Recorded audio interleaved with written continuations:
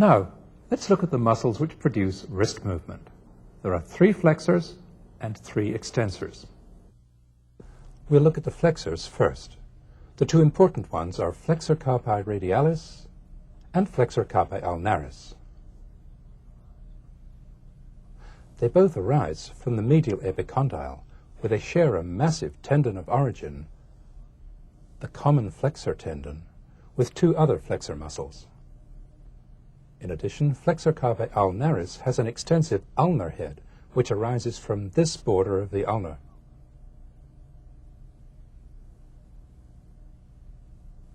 The ulnar nerve, as we'll see, passes between the 2 heads of flexor carpi ulnaris as it enters the forearm. The 2 wrist flexors diverge to arrive at the radial and ulnar sides of the wrist. Flexor carpi radialis passes through a deep ligamentous tunnel and ends up inserting on the base of the second metacarpal. Flexor carpi ulnaris inserts on the pisiform bone. From the pisiform, the pull of flexor carpi ulnaris is transmitted to the hamate bone and to the base of the 5th metacarpal by these strong ligaments, the pisohamate and pisometacarpal ligaments. The 2 wrist flexors, acting together, produce flexion of the wrist. Acting separately, the ulnar and radial flexors contribute to ulnar abduction and radial abduction, respectively. Lying between these 2 main wrist flexors is a 3rd small one, palmaris longus. It arises from the medial epicondyle like the other 2. Its tendon, seen here in the intact forearm, lies superficial to all its neighbors and inserts not into bone, but into this dense layer of fascia, the palmar aponeurosis, which covers the palm of the hand.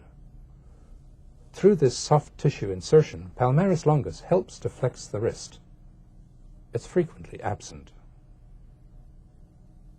Now let's go around to the other side of the forearm and see the wrist extensors.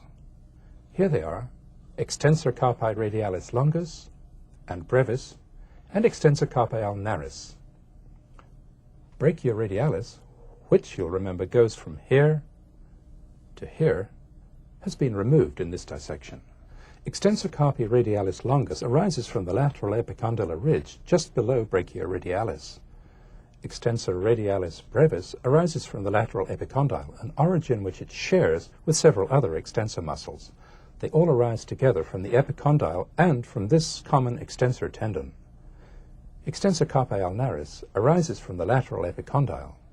It also has an ulnar head, which arises from this border of the ulna. As the extensor tendons cross the back of the wrist, they pass under this structure, the extensor retinaculum, which acts as a pulley.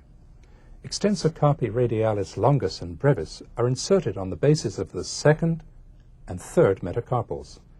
Extensor ulnaris on the base of the 5th metacarpal. When the wrist extensors act together, they extend the wrist. That's an important part of the action we make when we go to grip something. The powerful gripping muscles, whose tendons run over the front of the wrist, are slack and feeble when the wrist is flexed, but they become tight and powerful when it's extended. When the radial extensors or the ulnar extensor contract separately, they help to produce radial or ulnar abduction of the wrist. They do this in conjunction with the corresponding wrist flexor muscle, either radial or ulnar.